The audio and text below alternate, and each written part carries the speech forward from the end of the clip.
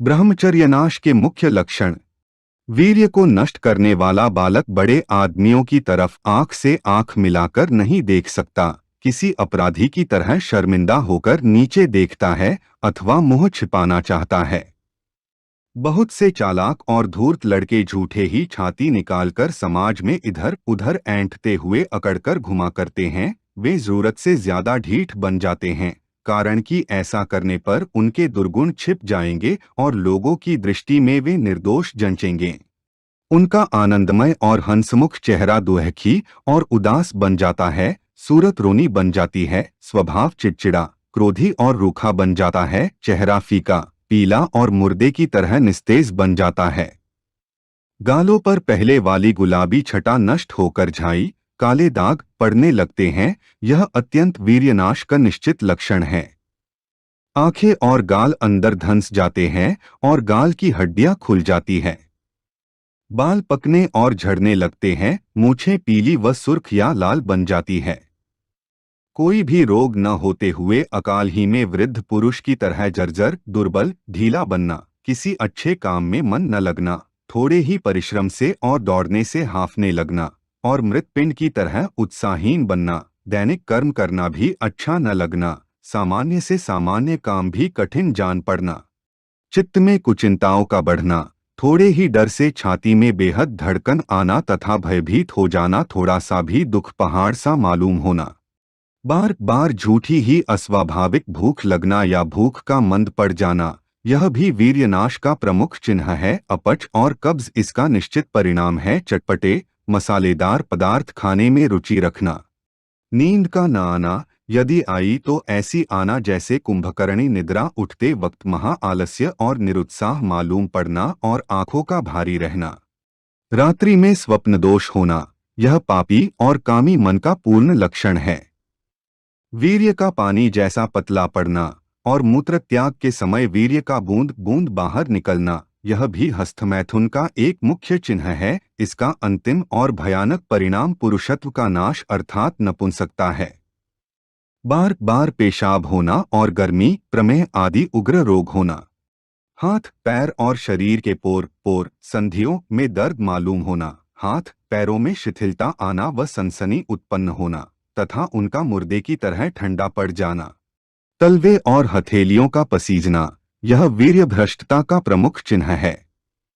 हाथ पैर में कंपन मालूम होना अर्थात हाथ में पकड़ा हुआ कागज या कोई वस्तु हिलने लगना, हाथ कांपना, नाटक उपन्यास आदि श्रृंगारिक किताबें पढ़ने और चित्र देखने में अत्यधिक रुचि रखना, स्त्रियों में बार बार आना जाना, निर्लज्जता से गिद्ध या ऊंट की तरह सिर उठाकर या घुमाकर अथवा चोर दृष्टि से छिपकर स्त्रियों की तरफ देखना, चेहरे पर पिटिका मुहरसा उभरना, यह पापी व कामी का पूर्ण लक्षण है।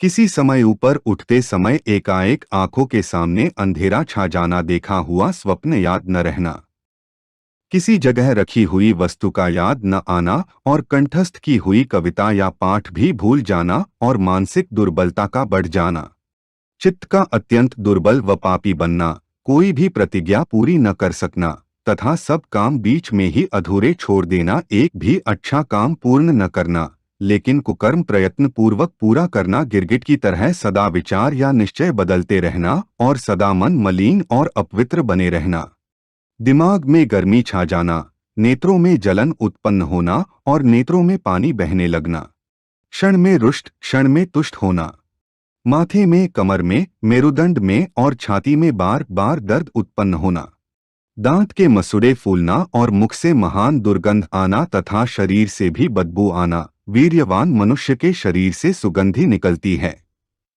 मेरुदंड का झुक जाना, फिर हर समय झुककर बैठना, वृषण की वृद्धि होना, उनका लटक जाना, आवाज की कोमलता नष्ट होना, आवाज का मोटा, अप्रिय और रूखा बन जाना, छाती का दुर्भंग हो जाना, छाती की हड्डियां दिखना, नेत्र रूपी चंद्र सूर्य को ग्रहण लग जाना, नाक के कोने में प्रथम कालिमा छाती है, फिर बढ़ते बढ़ते आंखों के चतुर्दिक ग्रहण लग जाता है अर्थात चारों ओर से नेत्र काले पड़ जाते हैं। यह अत्यंत वीर्यनाश का बड़ा भयानक और भीषण चिन्ह है। किसी बात में कामयाबी न मिलना, सर्वत्र निंदा अपमान होना, यह वीर्यनाश की पूरी निशानी है। संतति संपत्ति का धीरे धीरे नाश होना, अधर्म व्यभिचार व पाप का बढ़ना, आयु का घट जाना, वेद शास्त्राज्ञाओं को कुछ भी न मानना और अपनी ही मनमानी करना अर्थात विनाश काले विपरीत बुद्धि के अनुसार सब उल्टी बात करना, संपूर्ण अपयश, दुख और गुलामी का एकमात्र कारण वीर्यनाश ही है। अंत में कभी कभी दुख और पश्चाताप के मारे आत्महत्या करने का विचार करना इति प्रमुख चिन्ह है। माता पिता गुरुजनों का कर्तव्य। यदि उपर्युक्त लक्षणों में से कोई भी एक दो लक्षण अपने पुत्र पुत्री और शिष्यों में दिखाई दे तो फौरन उनके सामने वीर्यनाश रूपी पाप के परिणाम का भीषण चित्र तथा ब्रह्मचर्य की श्रेष्ठ महिमा स्पष्ट शब्दों में कहे। कई लोग यह समझते हैं कि अपनी संतानों के सामने हस्तमैथुन आदि महानिंद्य बुराइयों का वर्णन करेंगे तो यदि वे इन दुर्गुणों को न जानते होंगे तो भी जान लेंगे, परंतु यह धारणा बिल्कुल व्यर्थ और विनाशकारी है। यदि आप न कहेंगे तो बालक कुसंगति में पड़कर अवश्य ही उपर्युक्त दुर्गुण सीख जाएंगे, परंतु बुराइयों का तीव्र निषेध और ब्रह्मचर्य की उज्ज्वल महिमा का वर्णन यदि आप करेंगे तो बालक अवश्य सदाचारी और ब्रह्मचारी बनेंगे।